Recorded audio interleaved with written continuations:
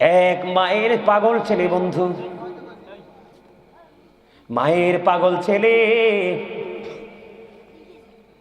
মাকে বন্ধু অনেক লম্বা সময় 5 থেকে 6 বছর পর্যন্ত মাকে কাঁধে করে, মা অসুস্থ, মাকে কাঁধে করে বন্ধু খানায় কাবাটা তাওয়াফ করিয়েছে, মানে কোলে করে খানায় কাবাটা তাওয়াফ করালো।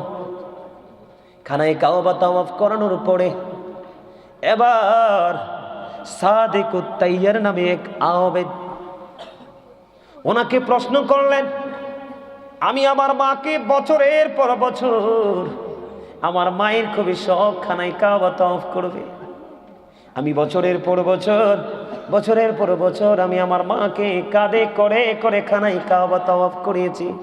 সাদিকুত তাইয়ার নামক আবেদকে প্রশ্ন করলেন, আপনি বলে দেন গো আমার মায়ের ঋণ খানা শোধ হয়েছে কিনা। এবার সাদিকুত তাইয়ার নামক আবেদ ডাক দিয়ে বললেন, বন্ধু কেমন করে বুঝাইলে বুঝবারে মায়ের কত মর্যাদা, বাবার কত মর্যাদা আল্লাহর কাছে।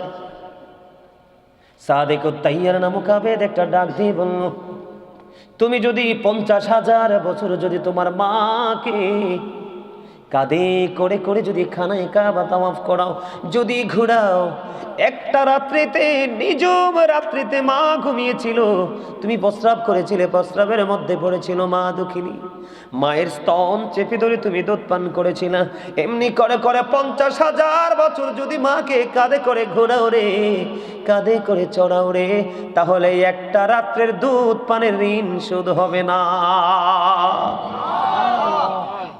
আমরা কি বুঝতে পারি মায়ের কাছে আমরা কতটা ঋণী, বাবার কাছে আমরা কতটা ঋণী? আপনারা বোঝেন না, আল্লাহ বলেছেন আমার গোলামি করো। কি করো? আল্লাহর গোলামি করো, আল্লাহর সাথে কাউকে শরীক করিও না। এই যে লৌহে মাহফুজের কোরআন, আল্লাহর অমীয় বাণী, যেটাকে বলা হয় দা হোলি কোরআন, পবিত্র গ্রন্থ, এই গ্রন্থের মধ্যে আল্লাহ রাব্বুল আলামিন মা বাবার কথা তুলে ধরেছে একাধিক বন্ধু সূরার মধ্যে।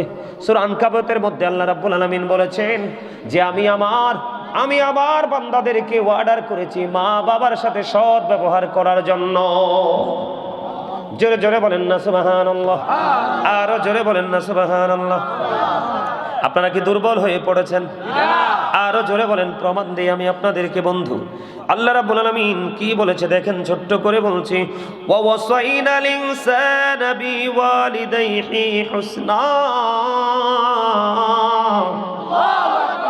আল্লাহ রাব্বুল আলামিন বলে দিয়েছে, আল্লাহর বান্দাকে অর্ডার করেছে আল্লাহ রাব্বুল আলামিন, তোমরা তোমাদের বাবা মার সাথে কি করো? উত্তম আচরণ করো, ভালো আচরণ করো, প্রেমময় আচরণ করো। সুবহানাল্লাহ বলেন। আজকে মা বাবার কথা বললে অনেক সন্তান শুনতে চায় না। এরে বড়রা, দরিশ্বরের যুবক বন্ধু, তোমরা সবাইকে আমি আমার হৃদয় থেকে বলছি, হৃদয় খুলে শোনো। জুরিস যেমন একজন আল্লাহওয়ালা ছিল, তিনি মানুষ নিয়ে আমল করতে পছন্দ করতেন না, মানুষের ভিড়ে তিনি থাকতে পছন্দ করতেন না। লোকালয় থেকে অনেক দূরে নির্জন একটা জায়গায় তিনি একটা হুজরা বানাইলো। হুজরা বানাইছে, তার মানে ইবাদতের জন্য একটা কেন্দ্রবিন্দু তিনি তৈরি করেছে। তিনি আমল করতেছেন, দিন যায় রাত যায়, দিন যায় রাত যায়। একদিন তিনি হুজরার মধ্যে বন্ধ নামাজের নিয়ত বাঁধলেন। নামাজের নিয়ত বাঁধা অবস্থায় মা দুঃখিনী বাইরে চলে আসলেন, এসে ডাকে, বাবা জুরিস, বাবা গো তুমি কোথায় গো বাবা?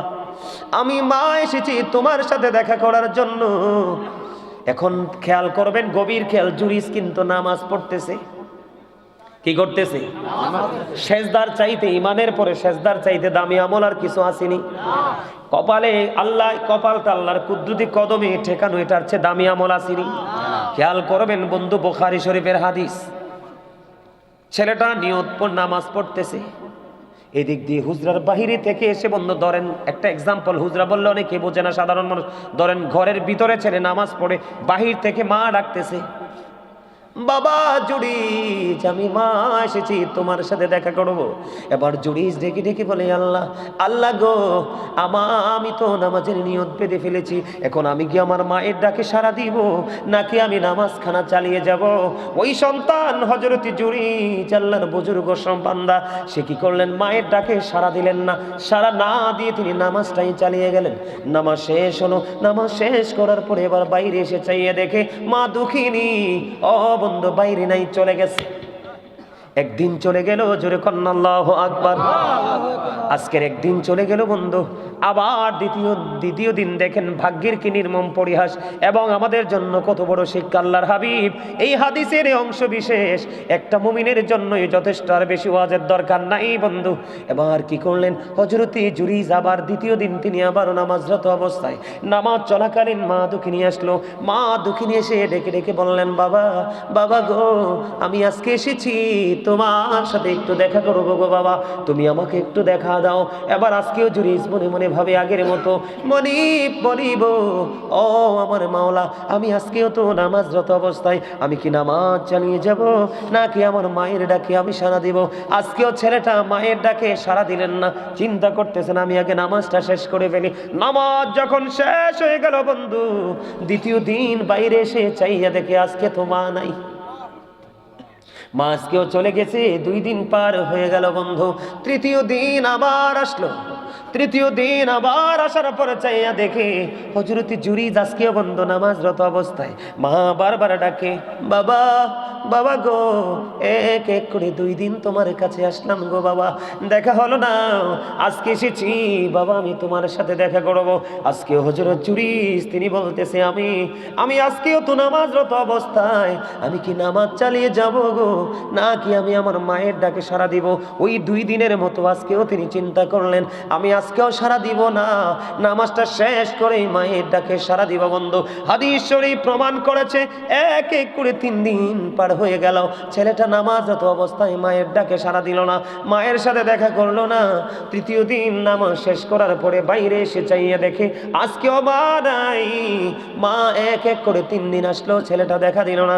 যাওয়ার সময় মা আল্লাহর কাছে দরখাস্ত দিয়ে গেল, মানিব আমি এক এক করে